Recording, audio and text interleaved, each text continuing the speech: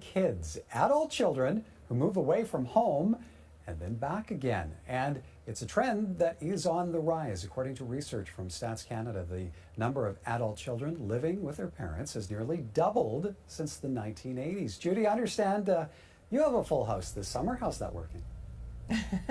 I do. I have 3 university graduates who are moved back home to hopefully get their career jobs. And so we have 6 adults in our house. And it's really good because they contribute muscle and money. So they help us reformat our computer, paint the deck, cook dinner, and they also help out in rent. So it's working for us. It's kind of fun. You have a rule in that regard then. If you're coming back, you have to contribute to the coffers? Absolutely, yes. You're a contributing member just like we would expect anyone else.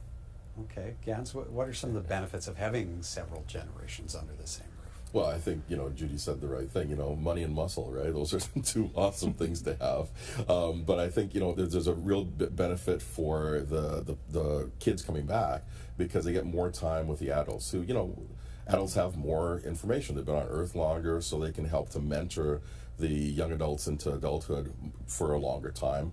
You get to share family history.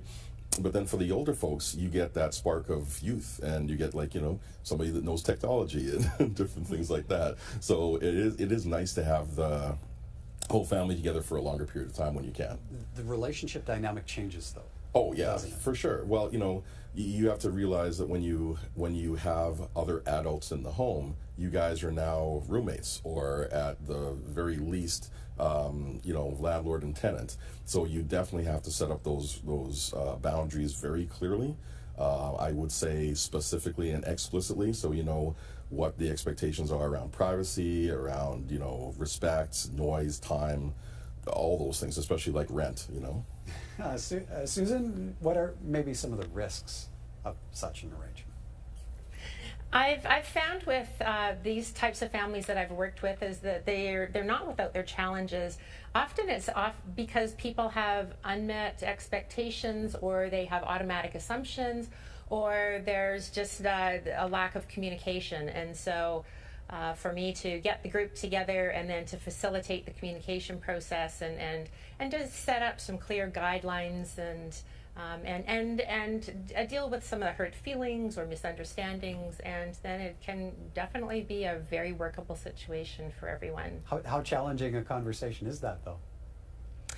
Well, I think it's sometimes just even about increasing people's self-awareness of not only themselves but of each other, and to recognize that differences aren't wrong or bad. They're just a difference in preference. And so I actually find it really rewarding and can really accomplish what the family what they need. And Judy, how have your conversations evolved? Is it like adult to adult? Pretty well, it's adult to adult. I'm never one to say my house, my rules. I don't think that's very respectful, but we did have conversations on just let us know if you're not going to be home tonight so we don't worry. I would do the same for you. I would do the same for my partner. So privacy too, I don't go snooping through their rooms. They don't touch my liquor cabinet, so we have to talk about all those things.